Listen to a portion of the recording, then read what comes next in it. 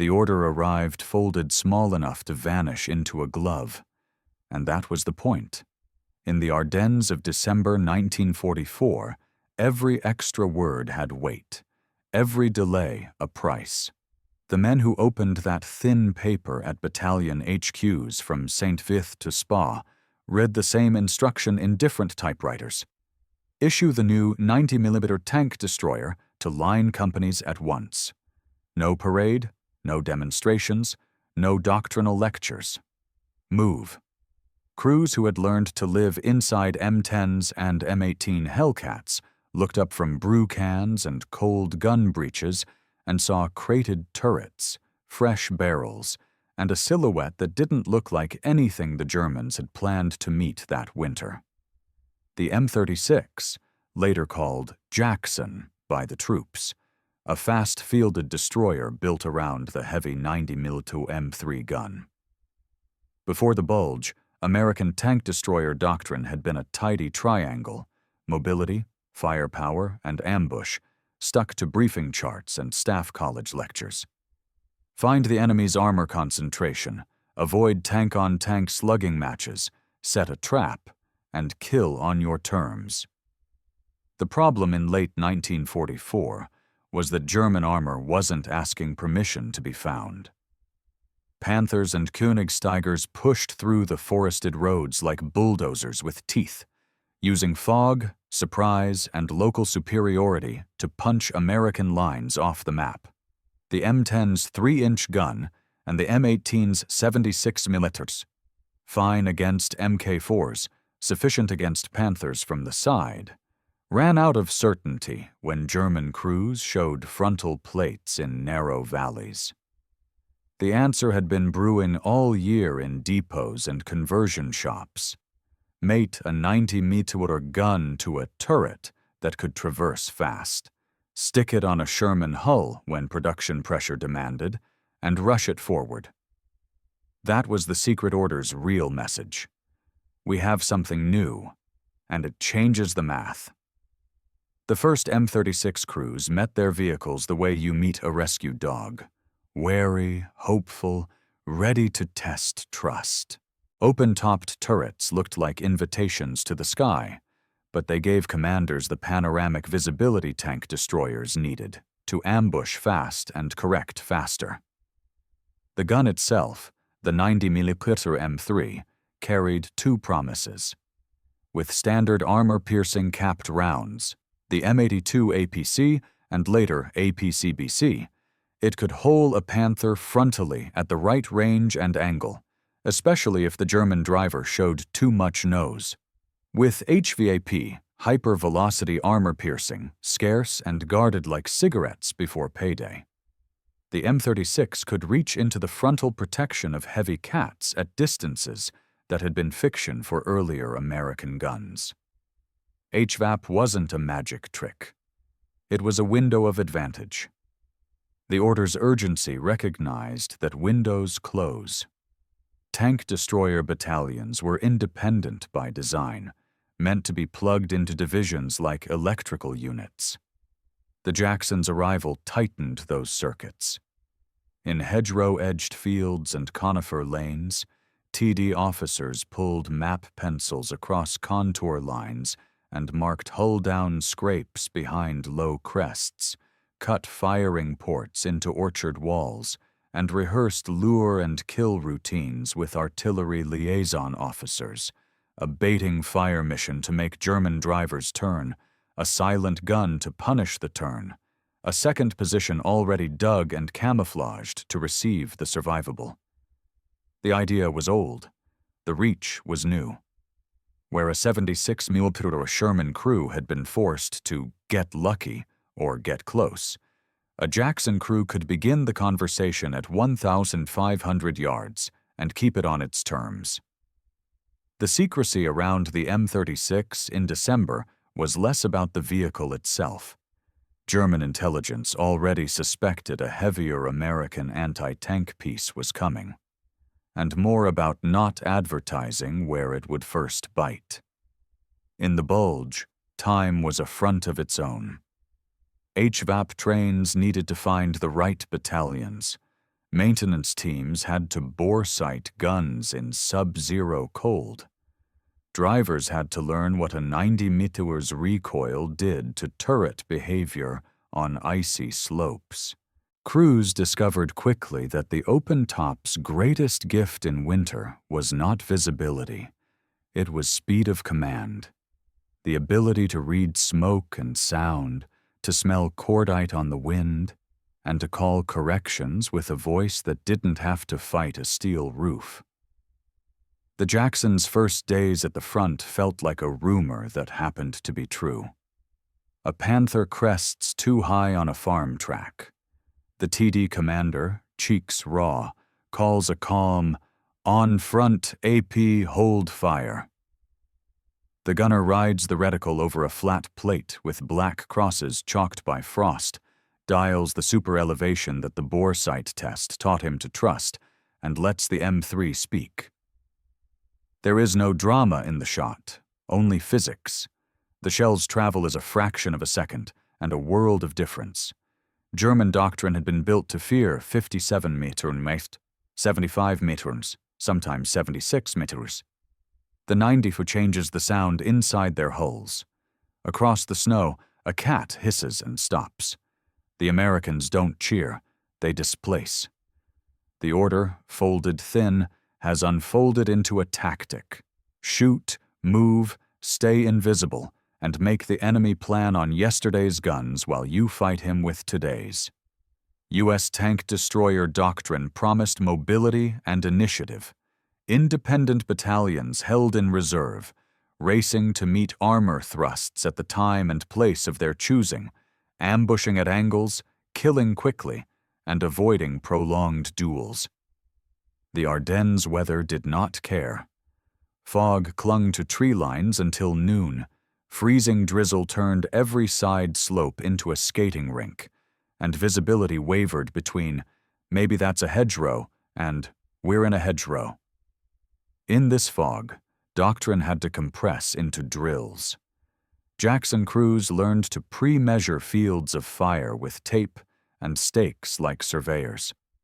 When a shape finally resolved into a panther's nose, there was no time for math you hadn't done before the fight.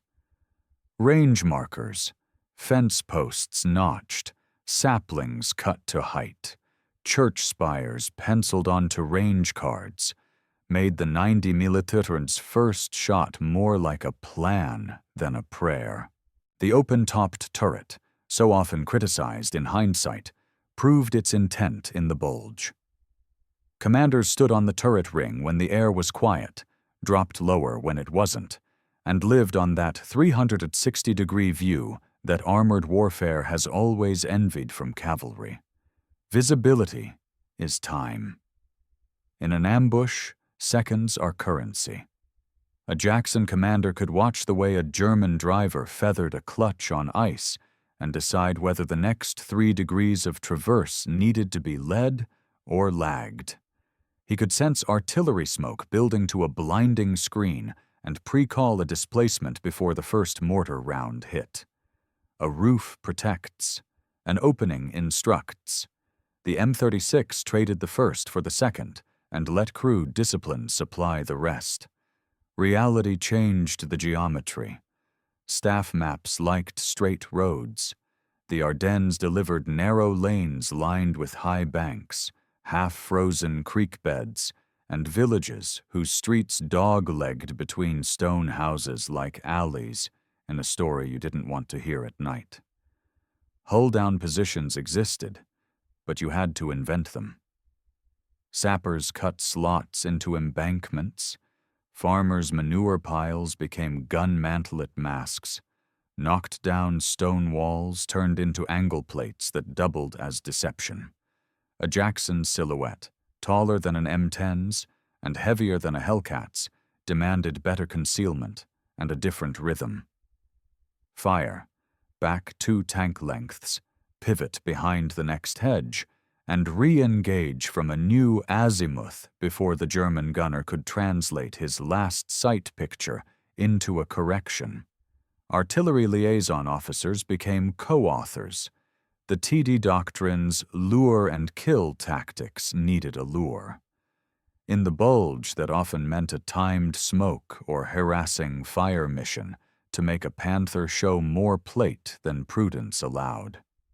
FO teams sat where infantry sat, church towers when they dared, second floors with broken windows when they didn't, and learned to speak TD language. Smoke line, road bend, 30 seconds, then lift. TD's ready. When smoke lifted, Jacksons made the seconds count. If the first shot didn't kill, it had to at least daze. Turret cheek, driver's visor, glacis seam. And then the displacement, never optional, always rehearsed, broke German memory. Stabilization limits were part of the reality. The M36 did not have the gyro stabilizer that some Sherman models carried for vertical gun control.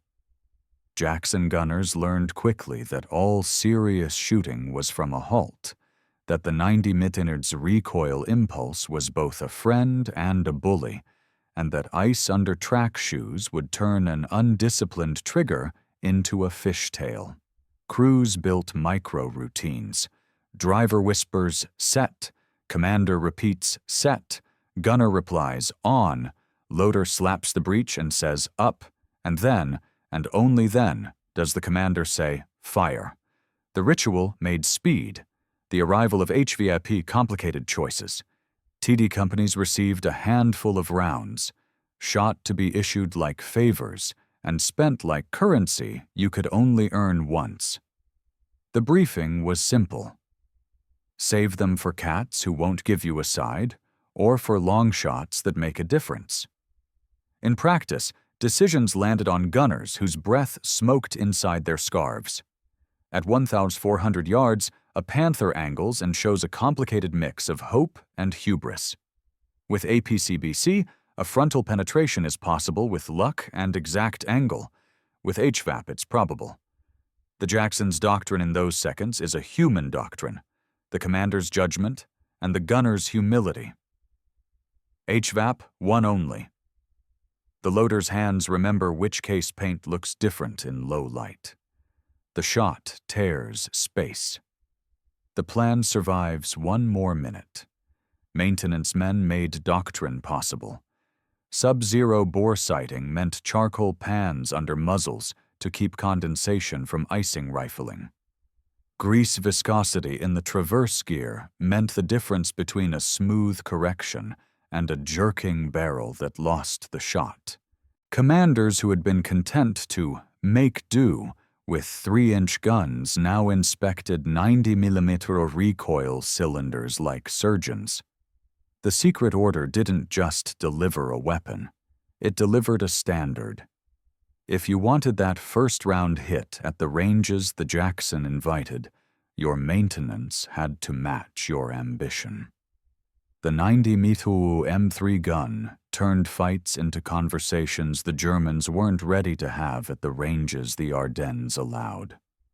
The language had grammar. Range finding without lasers depended on pre-measured landmarks, reticle subtensions, and a working knowledge of German silhouettes. In mist and snowfall, shape recognition simplified.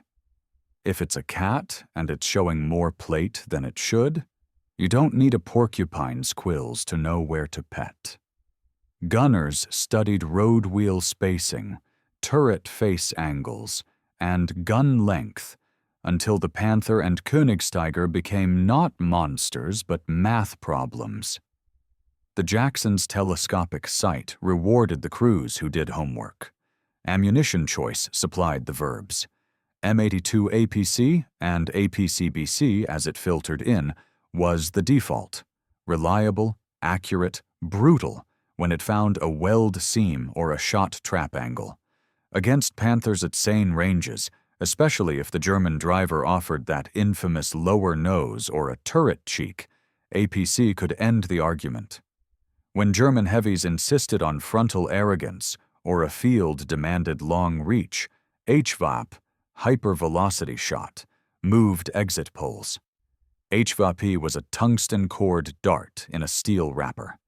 Flat trajectory, higher impact velocity, less time of flight to compound the enemy's chance of luck. It was not invincible. Sloped armor still did what sloped armor does, and shot shatter could turn sure things into lectures. But HVAP made conversations possible that had been foreclosed a season earlier. Lead and super elevation under fire are where gun drills become survival.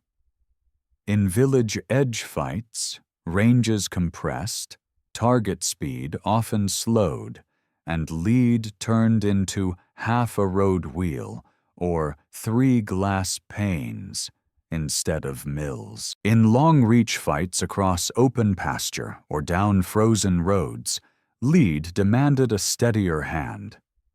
Jackson gunners learned to float the reticle, not to chase it. A moving panther demands that you meet its nose slowly, keep the sight slightly ahead, and press at the breath, not at the urge. Super elevation was memorized from the range card and confirmed with a bore sight. In the cold, powder temperature stole velocity, and wise crews wrote a pencil correction 2 clicks low when the day never rose above freezing. Open-topped turret gunnery added a sense axis that closed-top tanks lacked: sound and smoke analysis. An experienced commander could hear German 75 mm reports and decide if return fire was bracketing or wild. He could watch smoke bloom patterns and guess whether a Panther's shot had struck snow or stone. He could ride the wind across the turret rim and sense a shift that would move his round a foot at 1-200 yards. These were not mystic arts. They were crafts honed by repetition and made possible by the choice to keep the turret unroofed. Displacement was the 4th round. In the Jackson's playbook, a hit, kill or not, was always followed by a move. German gunners were not slow. They were often superb. If you gave them your first shot's line, their second shot would occupy its memory. A pre-surveyed backup position, 2 hull lengths behind, 10 degrees off, ruined that memory. Crews learned to treat the whole engagement as a single drill: set, fire, reverse, pivot, set again. The 90 mm could speak where 76 mm had to shout, but the echo answered just as quickly. Bore sighting in 0 weather became a ritual. Crews would warm the barrel gently, run a tight patch to push out condensation, then use a collimator or the old-school method, remove the breech block and eyeball the bore, aligning the sight on a distant telephone insulator or a chimney brick. A well-bore sighted 90 mm turned first-round hits from bragging rights into expectations. TD battalions kept spare optics wrapped in wool. Commanders treated their sight lenses like a medic treats morphine: clean, covered, no fingerprints, no arguments. Finally, the Jackson turned crew language into speed. A typical fire command in a December hedgerow might last a second. AP 1200, front on fire. The loader's up was a slap on the breech. The gunner's on was a tone more than a word. The commander's fire was as calm as boredom. Rate of fire mattered. 2 to 3 aimed rounds in 10 seconds was achievable at close range, but first-round effect mattered more. The 90 mm conversation was always about starting on your terms and ending before the enemy found his. The bulge tested organizations more than vehicles. Jacksons arrived in the middle of contact, rolled past traffic knots of ambulances and ammo trucks, and slid into fights that had already started. At Elsinborn Ridge, where American infantry and artillery made a fortress out of mud and ice, TD battalions used M36s as long-arm sentries.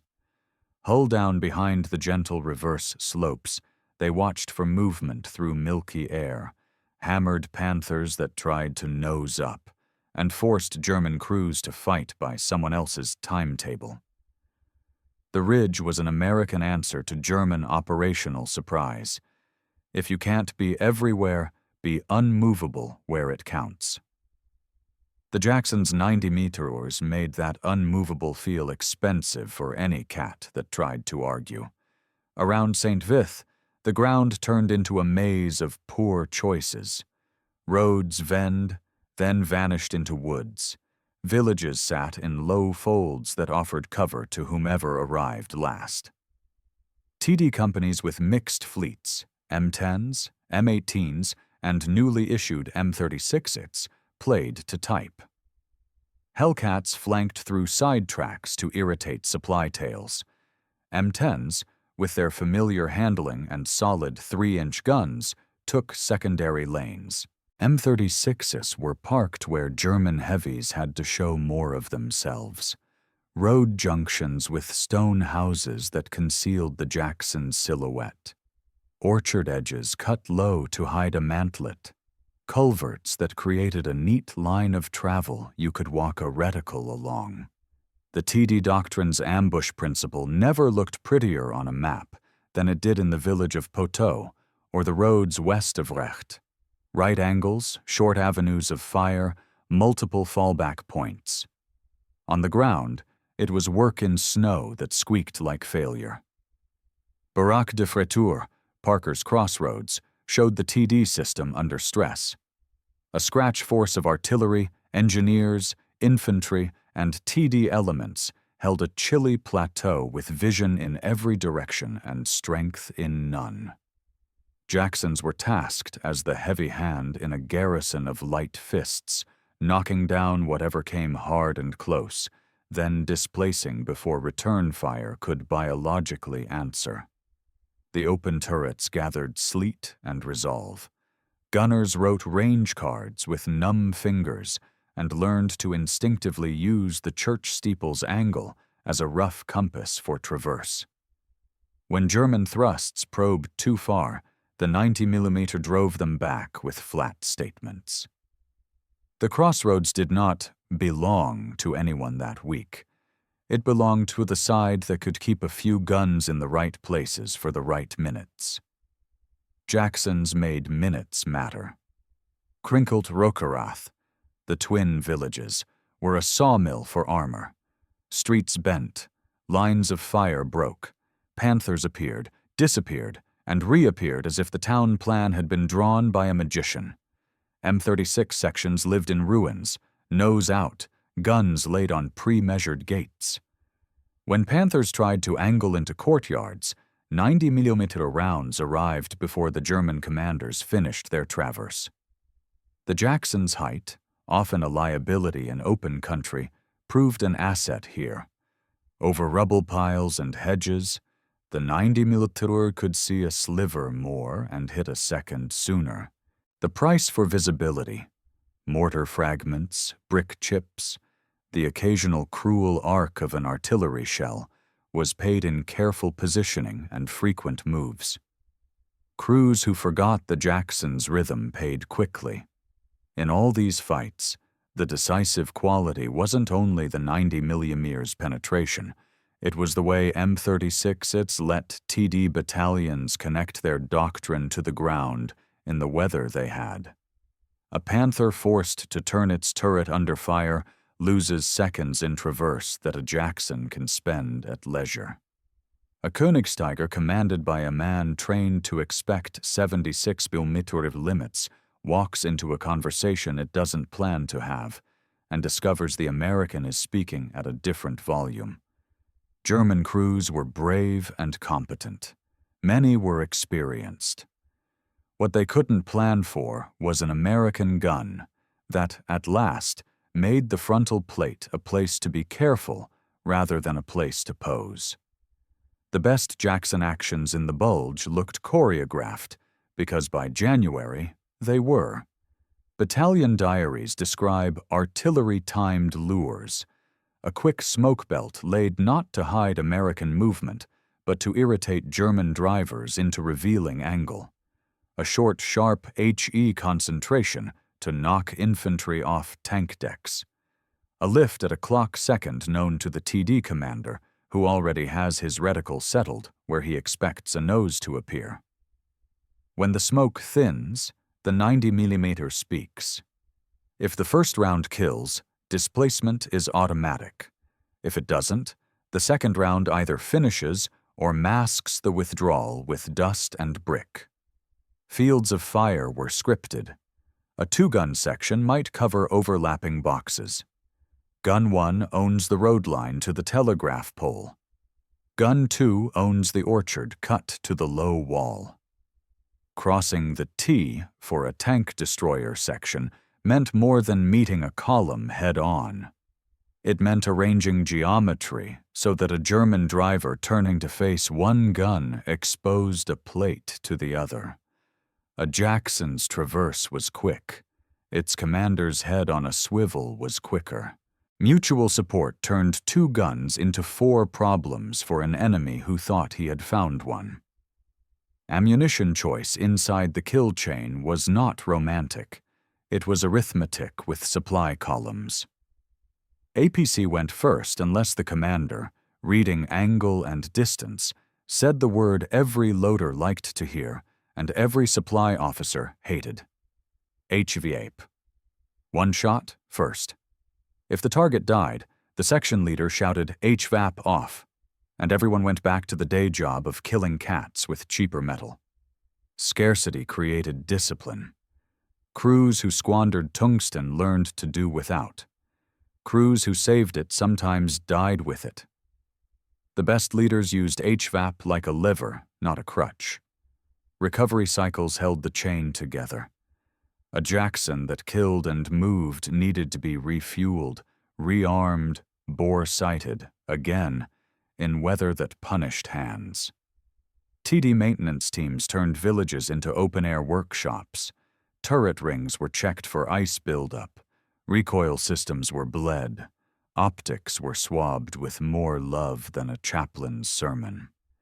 The speed with which a 2-gun section could be put back into a slot determined whether a flank held.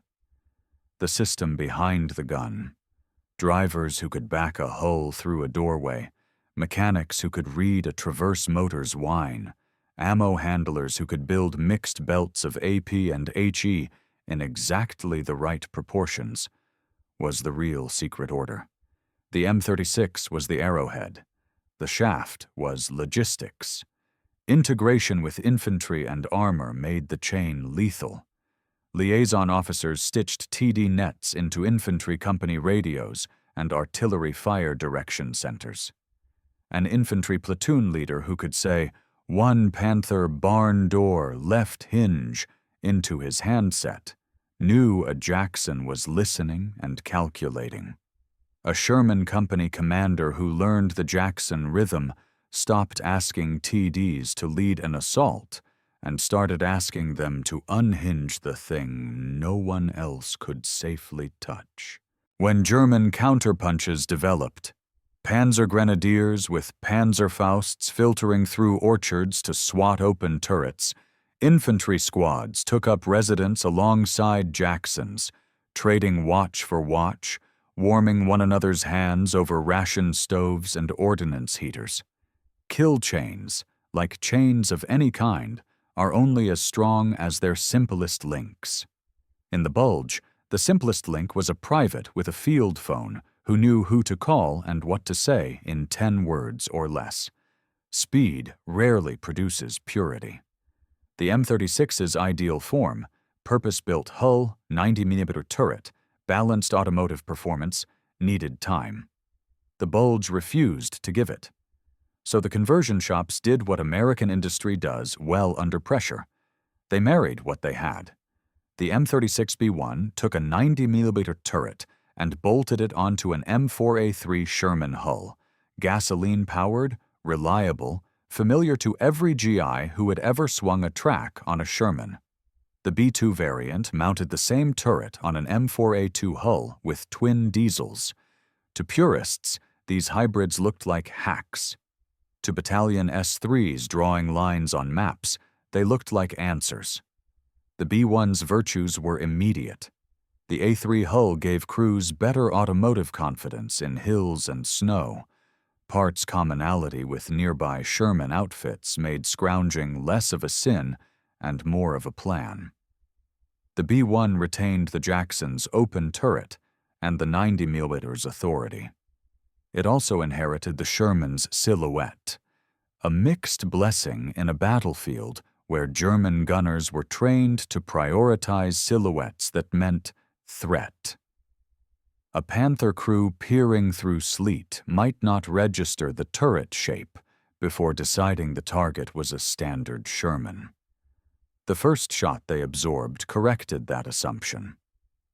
The B-2 brought diesel virtues, fuel commonality with certain Allied supply chains, a different torque curve that some drivers swore gave better control on ice, and a maintenance profile that shop chiefs liked in winter because diesel quirks were different quirks. In practice, battalions mixed M36, B-1, and B-2 in sections based on availability, not aesthetic. Crews learned their own hull's temper and their turret's truth. In reports, commanders seldom distinguished in praise or complaint. The 90mm dominated the conversation. Open tops stayed. If the bulge had been fought under summer skies strafed hourly by fighter bombers, TD Command might have reconsidered. Under low cloud in December and January, the sky threatened less than the blind corner.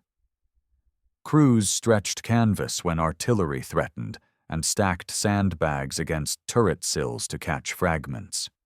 They fabricated makeshift turret covers from scrap.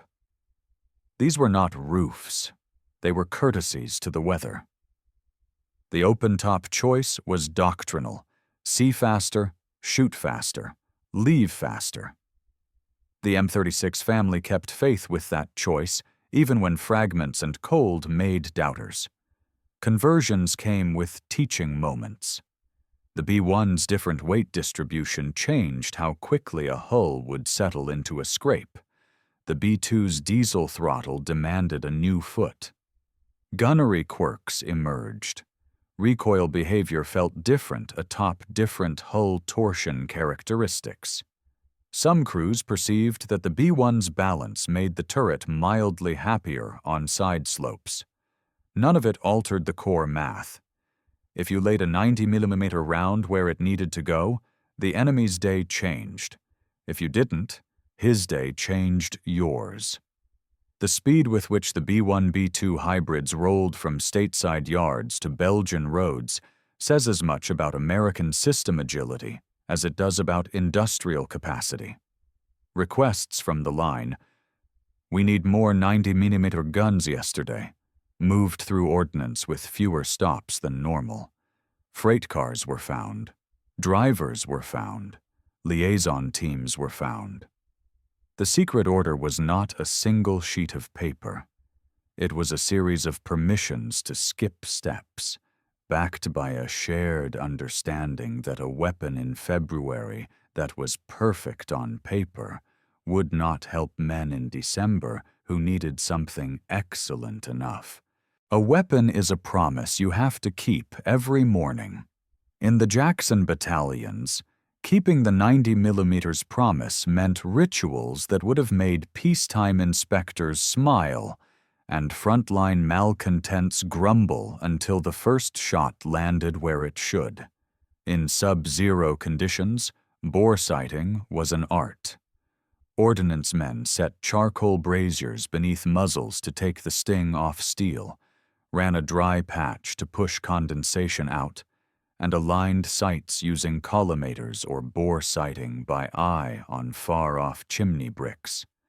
A bore sight correction scribbled in pencil on a range card, a click or two to account for that day's air and the lot number of propellant. Saved lives. Traverse mechanisms hated cold. Grease that behaved in September turned into taffy in December. Crews who ignored lube schedules found their turrets stepping through traverse, overshooting a shot by a window, and then losing it. Maintenance chiefs adopted a tone that brooked no romance.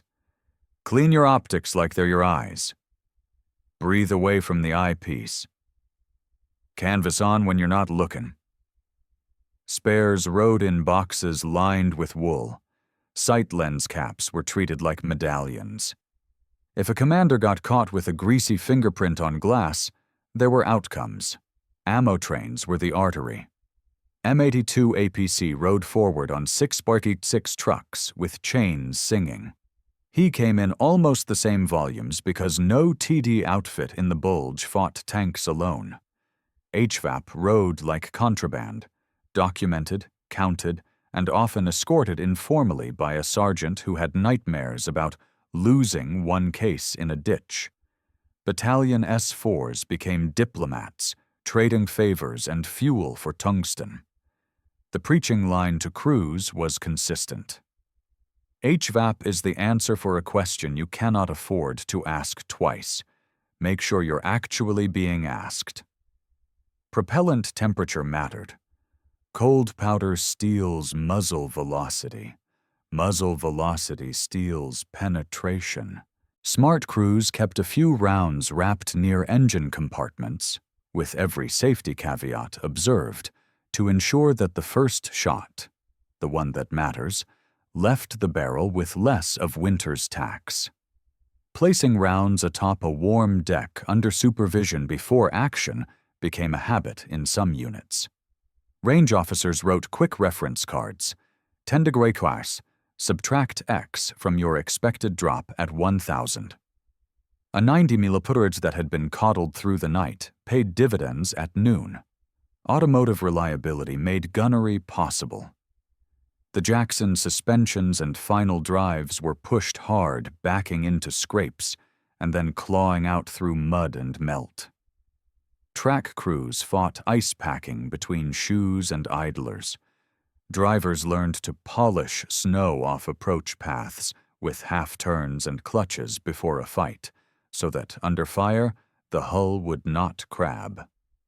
The best drivers became choreographers, setting the hull at a 1-degree nose down so the gunner's elevation wheel felt lighter, keeping the engine at a low, steady tone to stabilize the electrical system, feathering reverse so the first foot back was straight instead of the start of a spin. Finally, there was the human maintenance. Open turrets meant cold bones. Crews rotated positions not only for rest, but to keep gunner fingers warm enough to feel the wheel.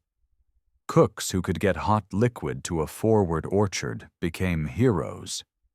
Chaplain trucks doubled as optics drying vans when stoves were available. Morale was not a separate project. It was a lubricant. Units that laughed, even darkly, were quicker on the next morning's first shot. The Jackson rewarded crews who took care of themselves with the same care they gave the breech. By February and March 1945, the Jackson's war had changed shape. The desperate German counteroffensive had spent itself. The front rolled east, expanding from hedgerow skirmishes to river crossings and open field pushes where German heavies appeared as hard points rather than spearheads.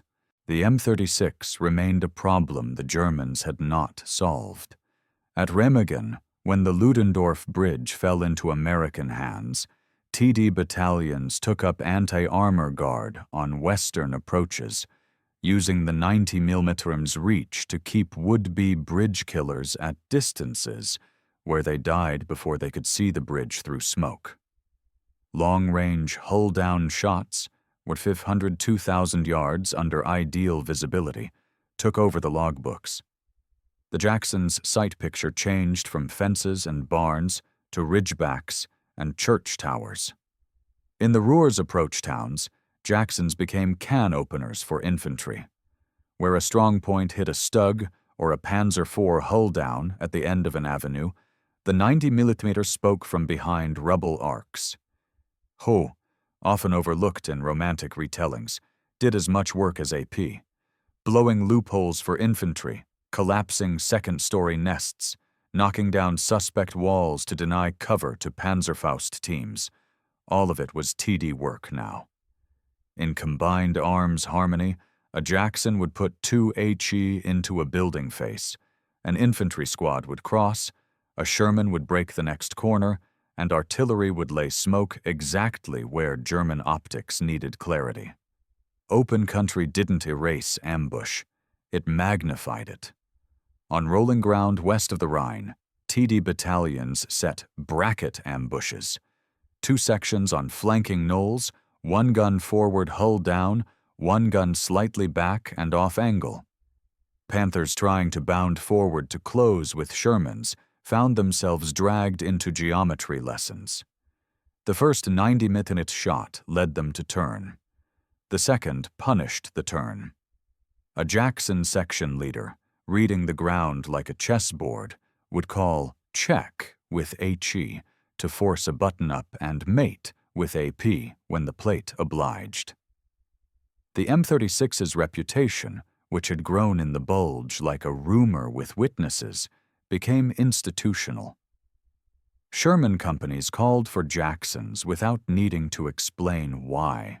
Infantry battalions wrote them into their day orders when a day included suspected armor.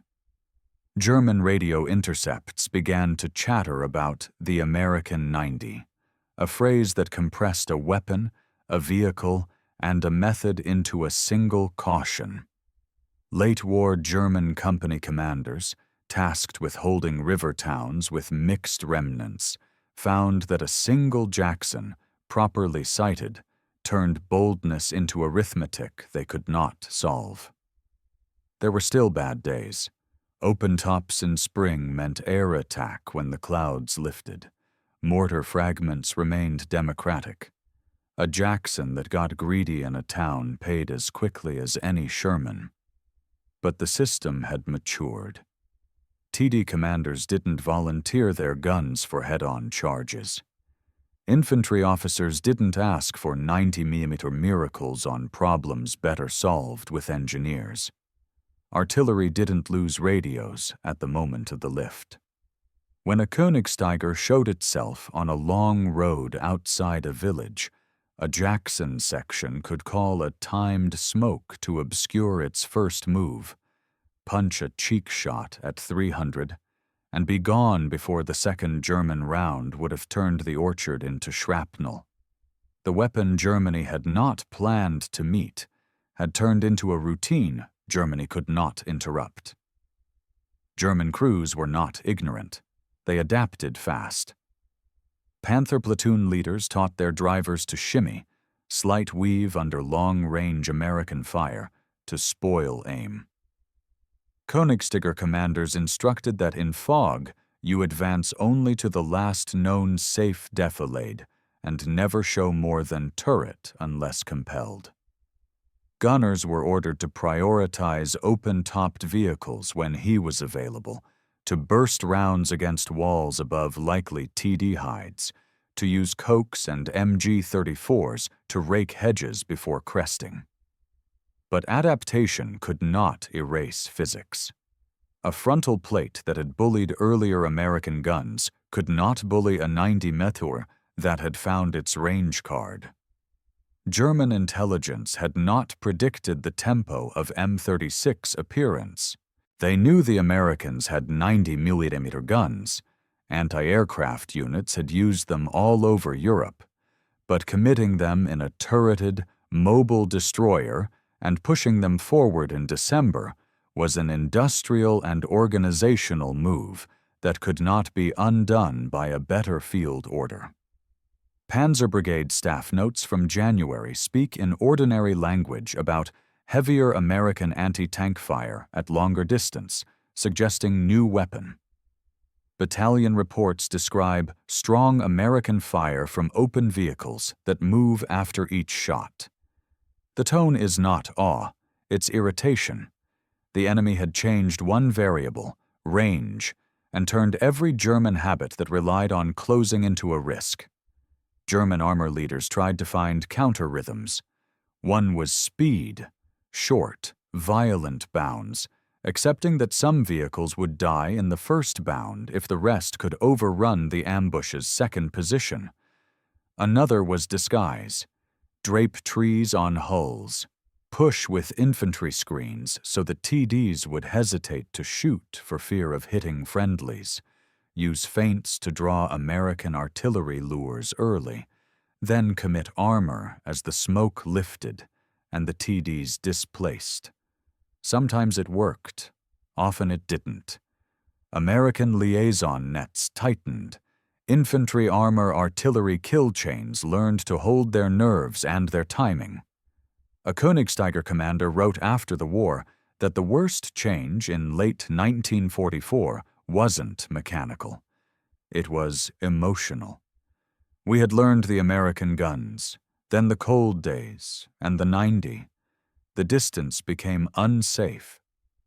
He recalled ordering a driver to pull forward to a wall that had felt safe in September, only to have the wall burst inward around them before they could say the word stop. He wasn't praising the weapon. He was describing a changed boundary. The M36, married to an organization that could move it and supply it, had redrawn where German armor could think. It's tempting to say the Jackson won because the 90 mm outnumbers the 88 in late-war anecdotes. That's math done by headlines. What the enemy saw mattered because it changed what they chose to try. In the Bulge and beyond, German armor would still kill where geometry and surprise allowed. But the plan to rupture American lines with cats that expected to shrug off first shots met a set of guns that treated the frontal plate as merely a harder problem. The surprise had moved. Why couldn't Germany stop it? Because the M36 wasn't a soloist. It was a section inside a score. The Secret Order's real power lay in speed and fit. American industry took an existing gun and turned it into a turreted field piece. Ordnance took existing hulls and married them to that turret when ideal hulls were scarce. Transportation made room on trains that were already full. Battalions received vehicles and, within days, wrote new range cards on new ground under new weather. The lag between idea and effect was measured in weeks. An army that can do that is hard to ambush strategically, even if it can still be surprised tactically. The Jackson plugged into a system that rewarded repetition. Tank destroyer battalions, independent by charter, were accustomed to being the strangers at a division's table. They brought their own maintenance, their own ammo discipline, their own liaison habits, and a doctrine that had always been about ambush and displacement. Give such a unit a gun that finally matched its ambitions, and it will not need a new religion. It needs only time to write new range cards and the trust of the neighbors on the net. By January 1945, it had both. Quantities mattered only because they were backed by processes. A battalion with 30 Jacksons and a supply tail that understood what HVAP forward meant could impose its will on a stretch of front out of all proportion to its head count. A company with 8 Jacksons but no FO support and no battery tied in could become 8 coffins as quickly as any other armored outfit. The American habit of tying artillery to everything, of giving infantry a direct line to TDs, of scripting fields of fire with tape and pencil and walking them with boots, turned the 90 meter from a specification into a shock. The M36 did not make American armor invincible. It made American plans stick. It gave commanders a heavy hand for a light wrist, a way to tear the hinge out of a German operation designed for road-bound panic. In the Bulge, it slammed doors. On the way to the Rhine, it locked them behind. After the Rhine, it kicked the last latches. Germany could not stop it for the same reason it could not stop so many late-war American solutions. The weapon was the visible edge of an invisible system that moved faster than German staff work could compensate for, in a winter when German fuel and air cover could not buy second tries. If you want the Jackson's secret in one line, it is this. A heavy gun in a turret rushed into the hands of units built to ambush, supplied with just enough tungsten to expand options, and wired into an army that spoke to itself clearly. The enemy never expected that combination to arrive in December. Once it arrived, the enemy could not make it leave.